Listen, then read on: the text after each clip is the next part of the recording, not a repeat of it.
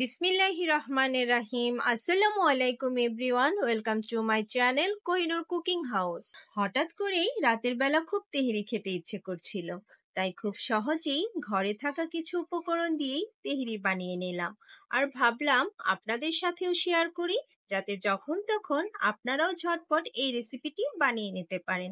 আজকে বানাচ্ছি আমি চিকেন তেহারি। তো চলুন, লেটস স্টার্ট কুকিং। প্রথমে চুলায় একটি হাঁড়ি বসিয়েছি। হাঁড়ি গরম হয়ে আসলে দিয়ে দিয়েছি 1 কাপ সরিষার তেল, দিয়ে দিয়েছি গরম মশলা। এগুলোকে আমি একটু নেড়ে নিচ্ছি, এতে করে সুন্দর একটা অ্যারোমা বের হবে। দিয়েছি 1 কাপ পেঁয়াজ কুচি। এগুলোকে আমি ভালো করে নেড়ে নিয়েছি। এখন দিয়ে দিচ্ছি 1 চামচ রসুন বাটা, 1 চামচ আদা বাটা। এগুলোকে আমি ভালো করে নেড়ে নিচ্ছি। দিয়ে দিচ্ছি 1 চামচ জিরার গুঁড়া। এখন আমি সবকিছুকে মিক্সড করে নিচ্ছি। এখন দিয়ে দিচ্ছি চিকেন। এটাকে আমি আগে থেকে ছোট ছোট পিস করে কেটে রেখেছিলাম। চিকেন দিয়ে আমি ভালো করে মিক্সড করে নিচ্ছি। এখন দিয়ে দিচ্ছি রাঁধুনির 2 টেবিল চামচ তেহরি মশলা। এটা দিয়ে আমি ভালো করে মিক্সড করে নিচ্ছি। এখন দিয়ে দিচ্ছি স্বাদ মতো লবণ। এটাকে আমি মিক্সড করে নিচ্ছি।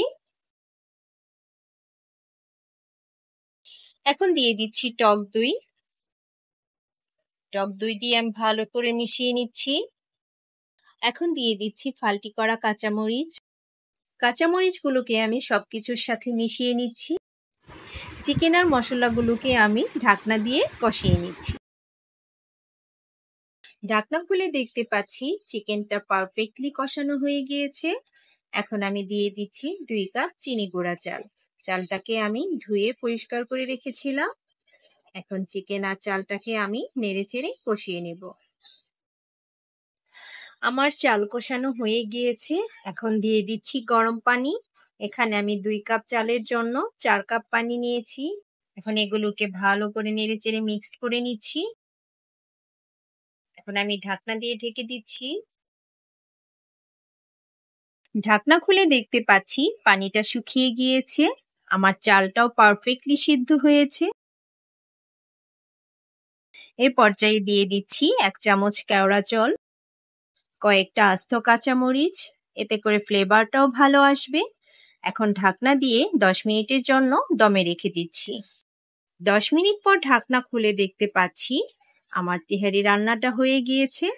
এখন আমি নামিয়ে সার্ভ করে নিচ্ছি। আমার তেহারিটা খুব ঝরঝরে হয়েছিল এবং খেতে অনেক টেস্টি হয়েছিল।